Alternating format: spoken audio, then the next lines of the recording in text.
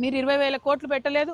పెట్టిన దాంట్లో కనీసం 30% కూడా మీరు ఖర్చు పెట్టలేదు. కాబట్టి బీసీల పట్ల చిత్తశుద్ధి ప్రదర్శించాలంటే బడ్జెట్లో 20,000 కోట్లు పెట్టండి. ఏదైతే బిల్లు పెండింగ్ ఉందో బీజేపీ గవర్నమెంట్ దగ్గర దాన్ని సాధించడానికి ప్రయత్నం చేయండి. అసెంబ్లీలో పూలే బొమ్మను పెట్టడానికి కూడా ప్రయత్నం చేయాలని చెప్పి డిమాండ్ చేస్తూ, మరి చివరిగా తెలంగాణ తల్లి విగ్రహాలను పెట్టడానికి రాష్ట్రమంతా మీరు జీవోలు ఇచ్చిరు. మేము మళ్ళీ మా జాగృతి నుండి చెప్తా ఉన్నాం, తెలంగాణ తల్లి అనేటటువంటిది ఉద్యమ కాలంలో ఎట్లా ఉండేనో అటువంటి తల్లియే తెలంగాణ తల్లి. బతుకమ్మ లేని తల్లి తెలంగాణ తల్లి కాదు, అది కాంగ్రెస్ తల్లి మాత్రమే. మీరు ఎన్ని విగ్రహాలు పెట్టుకున్నా, మీ అధికార దర్పం ప్రదర్శించి ఎన్ని జీవోలు ఇచ్చినా ప్రజల హృదయాల్లో మాత్రం ఆ బొమ్మకు అమ్మ స్థానం లభించదని చెప్పి తెలియజేస్తూ, బీసీల పట్ల మీ చిత్తశుద్ధిని ప్రదర్శించుకోవాలని ముఖ్యమంత్రి గారిని డిమాండ్ చేస్తా ఉన్నాను. Thank you. జై తెలంగాణ, జై జాగృతి, జై పూలే. మున్సిపల్ ఎన్నికల్లో 60-60% చైర్మన్లు ఇచ్చాము, బీసీలు చాలా మంది గెలిపించుకున్నాం అన్నటువంటి ఆలోచన వాళ్ళు చెప్తున్నారు. అంటే ఒక్కటండి, ఒక కార్పొరేషన్స్ ఏవైతే మన రాష్ట్రంలో ఉంటాయో దాదాపు 74 కార్పొరేషన్లు ఇప్పటికే ప్రభుత్వం ఇచ్చి ఉన్నది. అందులో అగ్రకులానికి సంబంధించిన ఒకే ఒక కులానికి మరి ప్రభుత్వం కట్టబెట్టడం జరిగింది. నామినేటెడ్ పోస్టులు ఎందుకు ఇవ్వాలి, ఎవరికి ఇవ్వాలి? ఎవరైతే డైరెక్ట్ ఎలక్షన్లో గెలవలేరో అటువంటి బీసీ వర్గాల నుంచి, అటువంటి ఎస్సీ వర్గాల నుంచి, మహిళల నుంచి, మైనారిటీస్ నుంచి, ముస్లిమ్స్ నుంచి, క్రిస్టియన్స్ నుంచి తీసుకొని ఇవ్వాలి. కానీ అట్లా ఇవ్వకుండా ఎవరైతే అగ్రవర్ణాలు ఉంటారో, ఎవరైతే బలమైన వర్గాలు ఉంటారో వాళ్ళకే నామినేటెడ్ పోస్టులు ఇస్తాం, వాళ్ళకే ఎలక్టెడ్ పోస్టులు ఇస్తాం అని చెప్పడం కరెక్ట్ కాదు. ఇవాళ బీసీలలో జాగృతి లాంటి సంస్థలు, ఆర్ కృష్ణయ్య గారు లాంటి పెద్దలు చేసినటువంటి పోరాట ఫలితంగా బీసీలలో చైతన్యం వచ్చింది. కాబట్టే మొన్న ఎన్నికల్లో ఆ రిజల్ట్ వచ్చింది. ఏ సీట్లో బీసీలు నిలబడ్డ గెలిపించుకున్నారు కాబట్టి ఆ రిజల్ట్ వచ్చింది. అందులో ప్రభుత్వం చేసింది ఏమీ లేదు.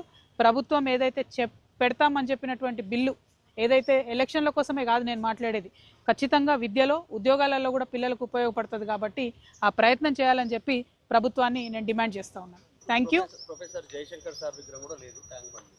మేము తెలంగాణ జాగృతి నుండి ప్రొఫెసర్ జయశంకర్ గారి విగ్రహాన్ని ఇవ్వాలని గత బీఆర్ఎస్ ప్రభుత్వంలో కూడా అర్జీలు పెట్టి ఉన్నాము.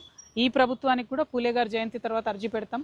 ఎందుకంటే August 6 జయశంకర్ సార్ బర్త్డే కాబట్టి ఆ లోపల ఇచ్చేటట్టుగా పెడతాము. మేము తెలంగాణ జాగృతి యాజ్ ఎ ఆర్గనైజేషన్ మేము టేక్ కేర్ చేస్తాము. వారు ఏదైనా ప్లేస్ మాకు అలొకేట్ చేస్తే సంపూర్ణంగా ఖర్చు ప్రభుత్వానికి లేకుండా మన తెలంగాణ ఆత్మగౌరవానికి ప్రతీక అయినటువంటి జయశంకర్ సార్ని నిలబెట్టుకోవడానికి మేము ముందడుగేస్తాం. ప్రభుత్వానికి పూలే జయంతి తర్వాత అప్లికేషన్ పెడతాం. గత 2.5 సంవత్సరాల క్రితం నుంచి మొదలుపెట్టి మరి అసెంబ్లీలో పూలే గారి విగ్రహం ఉండాలని మేము డిమాండ్ చేయడం జరిగింది. ఆనాడు అనేక మంది అనేకమైనటువంటి మాటలని మమ్మల్ని విమర్శించారు. కానీ ఇవాళ మేము చేసినటువంటి వరుస పోరాటాలతోని దిగి వచ్చినటువంటి ప్రభుత్వం మరి పూలే గారి విగ్రహాన్ని ట్యాంక్ బండ్ మీద పెట్టడానికి వారు ప్రయత్నాలు ప్రారంభించినారు. కానీ ఇది పాక్షిక విజయం మాత్రమే. ఇక్కడ పెట్టడం అనేటటువంటిది వారి గౌరవానికి సంపూర్ణంగా మంచిదని నేను అనుకోవడం లేదు. ట్యాంక్ బండ్ మీద ఉండడంతో పాటు అసెంబ్లీలో పూలే గారి విగ్రహం ఉండాల్సిందే అనేది తెలంగాణ జాగృతి బలంగా నమ్ముతా ఉన్నది. మరి ఇవాళ కాంగ్రెస్ ప్రభుత్వం పెట్టకపోతే రేపు పొద్దున జాగృతి ప్రభుత్వం ఏర్పడ్డప్పుడైనా పూలే గారి విగ్రహాన్ని అసెంబ్లీలో ఖచ్చితంగా పెడతామని తెలియజేస్తూ ఉన్నాం. మరి ఇక్కడ ఇవాళ మేము సైట్ విజిట్ చేయడం జరిగింది. ఇక్కడ ఉన్నటువంటి ఎవరైతే ఈ పనులు చేస్తూ ఉన్నారో వాళ్ళు చెప్తా ఉన్నారు, ఇంతవరకు విగ్రహానికి సంబంధించి కూడా ఒక విగ్రహం ఉంటుందా లేకపోతే అమ్మ సావిత్రిబాయి గారితో కలిసి విగ్రహం ఉంటుందా అనేటటువంటి క్లారిటీ ప్రభుత్వం ఇవ్వడం లేదు. అదేవిధంగా మేము కోరుతా ఉన్నాం, ఎప్పుడంటే అప్పుడు ప్రజలు వచ్చి వారికి నివాళులు అర్పించుకునే విధంగా, వారి నుండి స్ఫూర్తి పొందే విధంగా ఏర్పాట్లు ఉండాలి. అందరికీ ఎప్పుడు ఓపెన్గా ఉండాలి. ఈ విగ్రహం క్లోజ్ చేసి పెట్టొద్దు. అదేవిధంగా ఈ చుట్టుపక్కల ఉన్నటువంటి అనేక విగ్రహాలకు సరిసమానంగా, ధీటుగా, అంతే ఎత్తులో, అంతే గంభీరంగా ఈ విగ్రహం ఉండాలని చెప్పి మేము ప్రభుత్వాన్ని డిమాండ్ చేస్తూ ఉన్నాం. విగ్రహాలు ఒకటే కాదు, బీసీల రిజర్వేషన్ పట్ల కూడా మరి ప్రభుత్వం చిత్తశుద్ధితో లేదనే విషయం మొన్న జరిగినటువంటి మున్సిపల్ ఎన్నికల్లో మనందరం కూడా చూడడం జరిగింది. ఇప్పటికైనా రేవంత్ రెడ్డి గారు జెడ్పీటీసీ, ఎంపీటీసీ ఎన్నికల్లో అయినా రిజర్వేషన్ వర్తింపజేయాలంటే ఇప్పటికైనా కనీసం మీరు అఖిలపక్షం ఢిల్లీకి తీసుకొని వెళ్ళాలి. ఇప్పటికైనా మీరు నరేంద్ర మోడీ గారి ప్రభుత్వాన్ని డిమాండ్ చేయాలి, మీ దగ్గర పెండింగ్లు ఉన్న బీసీ రిజర్వేషన్ బిల్లు పాస్ చేయాలని చెప్పి. ఒకటెనుకొకటి పరీక్షలు ఉన్నా సరే, ఎండలు ఉన్నా సరే, ఏమున్నా సరే ఎన్నికలు పెట్టుకుంటూ పోతాం మేమని చెప్పి కాంగ్రెస్ ప్రభుత్వం ఏదైతే తొందరపాటు వైఖరిని ప్రదర్శిస్తూ ఉందో, మరి ఈ తొందరపాటు అంతా కూడా బీసీలకు రిజర్వేషన్లు దక్కకుండా చేసేటటువంటి తొందరపాటే అని చెప్పి మేము బలంగా నమ్ముతా ఉన్నాం. ఇది కరెక్ట్ కాదు. మీరు మేనిఫెస్టోలో పెట్టారు, అసెంబ్లీలో బిల్లు పెట్టారు. దీన్ని సంపూర్ణంగా అయ్యేంత వరకు కూడా చేయాల్సినటువంటి గురుతరమైన బాధ్యత మీ మీద ఉంటుందని చెప్పి ఈ సందర్భంగా తెలియజేస్తూ, మరి రాబోయే బడ్జెట్ సెషన్లో బీసీలకు మీరు మేనిఫెస్టోలో పెట్టిన విధంగా 20,000 కోట్లను ఇవ్వాలని చెప్పి నేను డిమాండ్ చేస్తూ ఉన్నాను. పోయిన 2 సంవత్సరాలు కూడా మీరు 20,000 కోట్లు పెట్టలేదు. పెట్టిన దాంట్లో కనీసం 30% కూడా మీరు ఖర్చు పెట్టలేదు. కాబట్టి బీసీల పట్ల చిత్తశుద్ధి ప్రదర్శించాలంటే బడ్జెట్లో 20,000 కోట్లు పెట్టండి. ఏదైతే బిల్లు పెండింగ్ ఉందో బీజేపీ గవర్నమెంట్ దగ్గర దాన్ని సాధించడానికి ప్రయత్నం చేయండి. అసెంబ్లీలో పూలే బొమ్మను పెట్టడానికి కూడా ప్రయత్నం చేయాలని చెప్పి డిమాండ్ చేస్తూ, మరి చివరిగా తెలంగాణ తల్లి విగ్రహాలను పెట్టడానికి రాష్ట్రమంతా మీరు జీవోలు ఇచ్చిరు. మేము మళ్ళీ మా జాగృతి నుండి చెప్తా ఉన్నాం, తెలంగాణ తల్లి అనేటటువంటిది ఉద్యమ కాలంలో ఎట్లా ఉండేనో అటువంటి తల్లియే తెలంగాణ తల్లి. బతుకమ్మ లేని తల్లి తెలంగాణ తల్లి కాదు, అది కాంగ్రెస్ తల్లి మాత్రమే.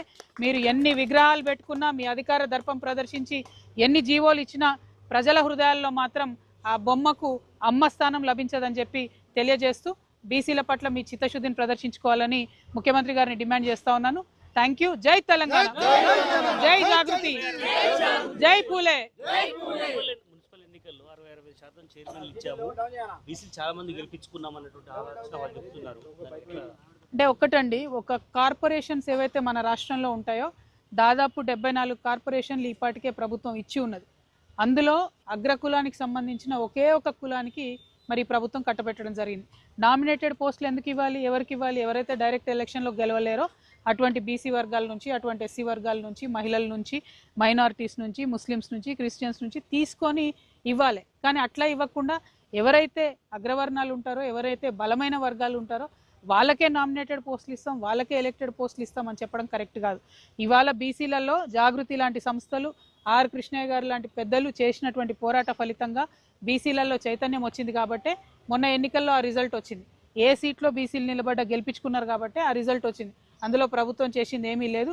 ప్రభుత్వం ఏదైతే పెడతామని చెప్పినటువంటి బిల్లు, ఏదైతే ఎలక్షన్ల కోసమే కాదు నేను మాట్లాడేది, ఖచ్చితంగా విద్యలో, ఉద్యోగాలలో కూడా పిల్లలకు ఉపయోగపడుతుంది. కాబట్టి ఆ ప్రయత్నం చేయాలని చెప్పి ప్రభుత్వాన్ని నేను డిమాండ్ చేస్తూ ఉన్నాను. Thank you. Professor Jayashankar sir విగ్రహం కూడా లేదు.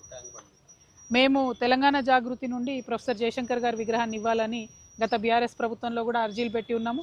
ఈ ప్రభుత్వానికి కూడా పూలే గారి జయంతి తర్వాత అర్జీ పెడతాం. ఎందుకంటే August 6 జయశంకర్ సార్ బర్త్డే కాబట్టి ఆ లోపల ఇచ్చేటట్టుగా పెడతాము. మేము తెలంగాణ జాగృతి యాజ్ ఎ ఆర్గనైజేషన్ మేము టేక్ కేర్ చేస్తాము. వారు ఏదైనా ప్లేస్ మాకు అలొకేట్ చేస్తే సంపూర్ణంగా ఖర్చు ప్రభుత్వానికి లేకుండా మన తెలంగాణ ఆత్మగౌరవానికి ప్రతీక అయినటువంటి జయశంకర్ సార్ని నిలబెట్టుకోవడానికి మేము ముందడుగేస్తాం. ప్రభుత్వానికి పూలే జయంతి తర్వాత అప్లికేషన్ పెడతాం. నిధులు విడుదల చేసింది కదా రాష్ట్ర ప్రభుత్వం తెలంగాణ విగ్రహం పేరిట.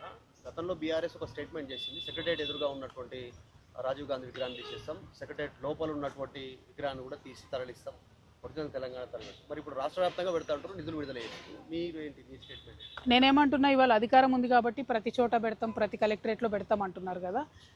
అట్లా బలవంతంగా ప్రజల మీద ఒక ప్రతీకను రుద్దినటువంటి ఏ ప్రభుత్వాలు కూడా బాగుపడలేదు.